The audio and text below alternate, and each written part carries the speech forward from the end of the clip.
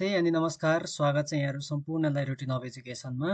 इमिसले फेरि पनि एउटा नयाँ अपडेट लिएर आइसकेको छ। जुन नयाँ अपडेट अनुसार चाहिँ के अपडेट लिएर आएको छ भने विद्यालयले बनाउने एसआइपी स्कुल इम्प्रुभमेन्ट प्लान, त्यसपछि अनि यो इन्टरनेटको रकम, त्यसपछि विद्यालय व्यवस्थापनको लागि छुट्याएको पैसा र अर्को कुनै विभिन्न अनुदानहरू पनि अब हामीले चाहिँ इमिसबाट माफरम बनाएर गाउँपालिकामा सेन्ड गर्नुपर्ने हुन्छ र जसबाट चाहिँ हामीलाई गाउँपालिकाले विद्यालय सुधार योजना अथवा इमिसको पैसा, त्यसपछि अनि अर्को विविध शीर्षकमा आएको पैसा, मसलन्दा, त्यसपछि अनि लेखा परीक्षण, विद्यालय सुधार योजना, यस्ता पैसाहरूलाई निकास गर्ने गर्दछ। अब त्यसको लागि चाहिँ सबैभन्दा पहिला हामीले के गर्नुपर्छ भने इमिस ओपन गर्नुपर्ने हुन्छ। इमिस ओपन गरिसकेपछि यस्तो ड्यासबोर्ड ओपन हुनेछ। यो सबैजनालाई अवगत नै छ।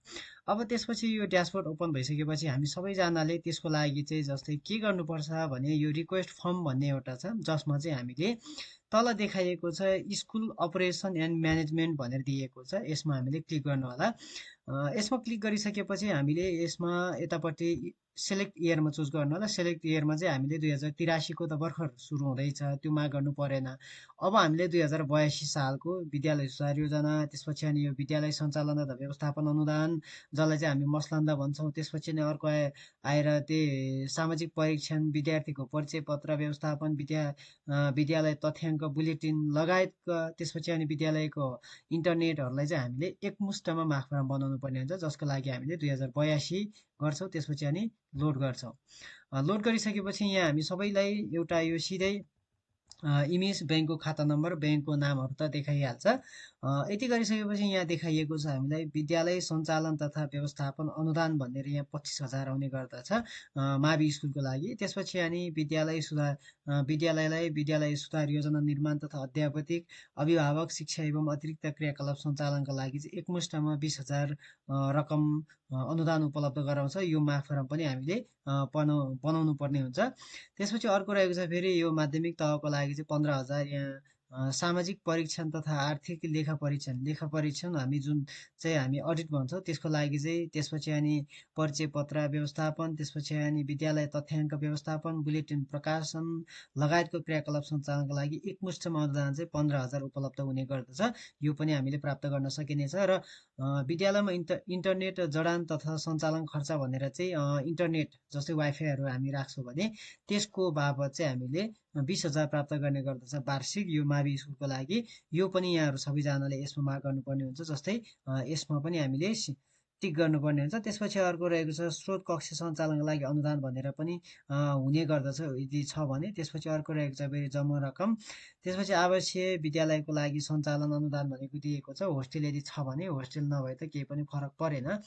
त्यसपछि विशेष आवश्यकता भएका विद्यार्थीको अध्ययनरत विद्यालयका लागि अनुदान भनेर दिएको छ। विशेष भनेको चाहिँ अपाङ्ग तरिकाका विद्यार्थीहरू यदि अध्ययनरत छ भने चाहिँ त्यसको लागि पनि छुट्याइएको हुन्छ। त्यसपछि अनि प्राविधिक तथा ल्याब सामग्री अनुदान भनेर पनि यो सबै चाहिँ यहाँहरू सबैजनाले आफ्नो विद्यालयको अवस्था अनुसार माग गर्न सकिनेछ। र यति गरिसकेपछि हामीले यो सबै फिलअप गर्नुपर्ने हुन्छ। जस्तै कुल यहाँ चाहिँ मेरो 80,000 आउने रहेछ। मेरोमा चाहिँ अहिले यतिमा चाहिँ यो लगायत सबै गरेर 80,000 आएको हुन्छ। जस्तै 25,000 छ, 20,000 छ, त्यसपछि अनि 15,000, 20,000 गरेर जम्मा 80,000 चाहिँ मेरो एक्स्ट्रा विषयवस्तुको लागि पनि मैले माग फारम बनाउनु पर्ने हुन्छ। यसै गरी यति तयार भइसकेपछि चाहिँ यसलाई हामीले प्रिन्ट पनि गर्न सकियो र सेन्ड टु पालिका भनेर दिएको छ।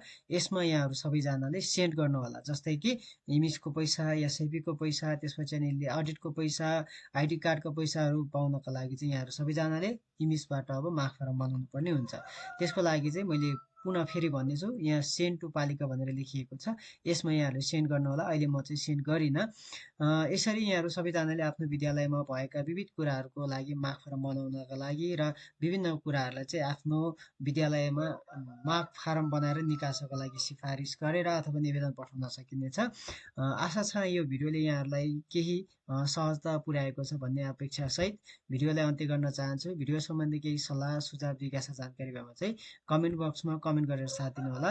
बाँकी भिडियो लिएर आउने नै छु। इमेज सम्बन्धी केही जिज्ञासा, सल्लाह सुझाव जानकारी भएमा पनि कमेन्ट गरेर साथ दिनु होला। बाँकी भिडियो लिएर आउने नै छु। त्यति जेलसम्म जोडिएर साथ दिनु होला। हवस् त, धन्यवाद, नमस्कार।